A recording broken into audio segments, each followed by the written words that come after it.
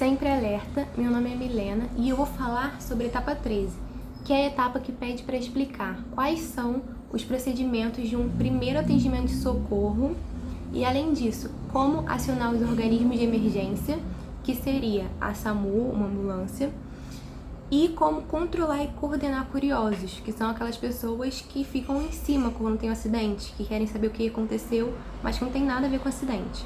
Então, como controlar essas pessoas, essa multidão que se forma. E aí eu separei algumas etapas pra gente seguir. Primeiramente, é muito importante que antes de qualquer coisa, você observe o local do acidente, para ver se ele não apresenta nenhum perigo para você mesmo. Porque, por exemplo, se for um acidente no meio da rua, você não vai entrar na frente de um carro para ajudar alguém, porque você vai acabar se acidentando e você acidentado não vai conseguir ajudar ninguém. Ou se for algo como um acidente com choque elétrico, você não vai entrar em contato com uma vítima que está recebendo uma corrente, uma descarga elétrica, porque você vai receber também essa descarga. Então, o primeiro de tudo é você olhar e ver se naquele ambiente apresenta algum perigo para você. E também, dependendo do local, é importante você sinalizar o lugar. Então, assim, se for no meio de uma rodovia muito movimentada, você tem que sinalizar que ele teve um acidente para os carros irem mais devagar e para não causar nenhum outro acidente. Então, geralmente, sempre na mala do carro, o motorista ele deve levar um tipo de um triângulo que ele tem umas placas que refletem a luz. Então, quando um carro tá vindo e ele vê esse triângulo, ele já sabe que ele teve acidente. Então, o primeiro passo é o quê? Você olhar para a cena, ver se ela apresenta algum perigo para você ou para qualquer outra pessoa que esteja ali e sinalizar o local do acidente. Sinalizar que ali teve um acidente para evitar outros. O segundo passo é exatamente a parte de coordenar curiosos e acionar os organismos de emergência. Então, o que você vai fazer? Se você percebeu que ele não tem nenhum médico, enfermeiro ou ninguém mais preparado que você para dar aquele primeiros socorros, você vai falar que você tem noções básicas de primeiros socorros e você vai pedir para as pessoas, para aquela multidão de curiosos, se afastarem do acidentado, para não ficar em cima dele. Então, você vai afastar as pessoas, você vai se aproximar e vai pedir para ao menos 3 pessoas daquela multidão que se formou ligarem para a SAMU. Então, enquanto as pessoas ligam para o socorro, você vai seguir o atendimento da vítima.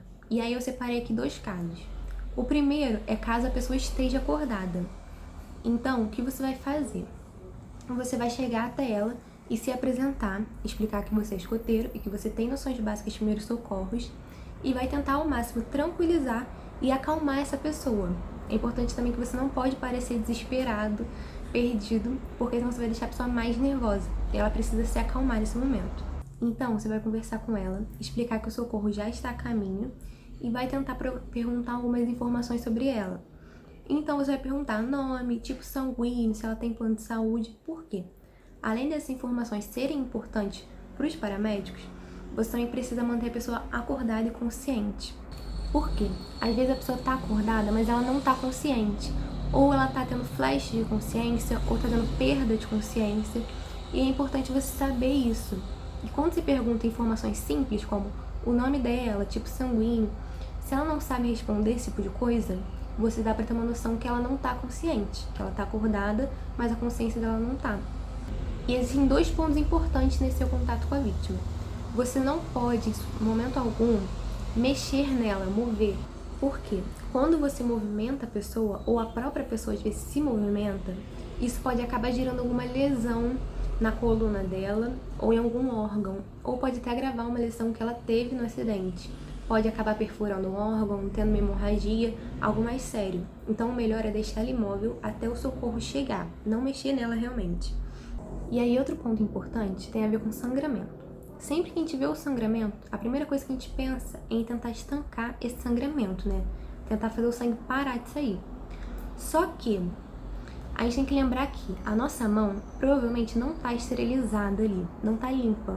E qualquer coisa que a gente tente usar para estancar esse sangramento, para parar esse sangramento, também não vai estar limpo. E aí, isso pode acabar piorando o caso da pessoa, pode acabar dando uma infecção na ferida dela.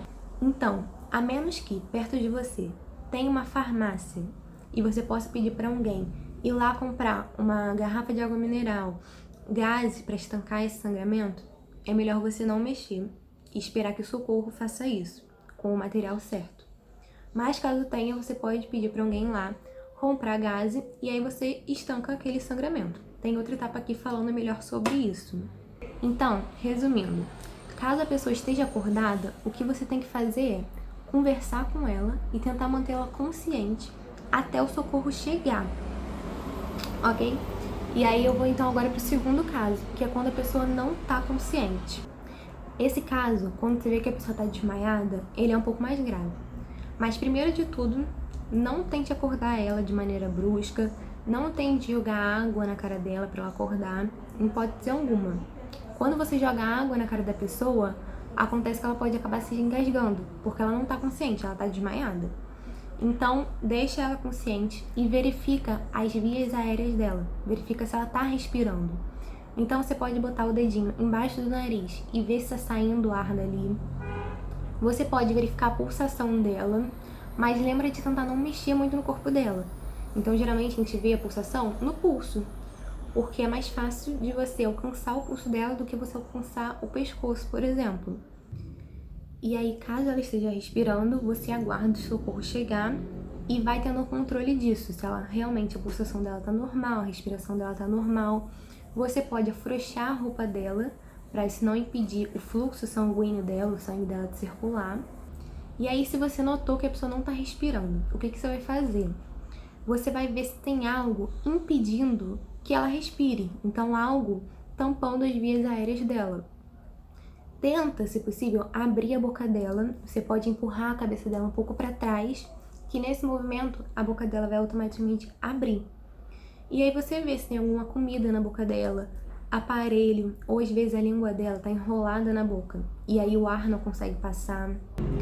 Então, nesse caso de que a pessoa não está respirando, você pode olhar lá a etapa 7, que é a etapa que fala sobre desobstrução de vias aéreas, que é realmente você liberar as vias aéreas da pessoa, o nariz e a boca, para ela poder respirar. E olha também a etapa 12, que é a etapa que fala sobre o RCP, a reanimação cardiopulmonar, que é você reanimar o pulmão dela para ela poder voltar a receber pulsação. Então, o mais importante que você precisa lembrar sobre os primeiros atendimentos de socorros é que ele é um atendimento que você dá enquanto você aguarda o atendimento especializado, a ambulância, chegar para atender essa pessoa. Porque os primeiros minutos de um acidente são os mais importantes. Então, a sua função ali é ajudar para que o caso dela não piore. Então é isso. Espero que vocês tenham gostado do vídeo e consigam entender melhor sobre a etapa 13.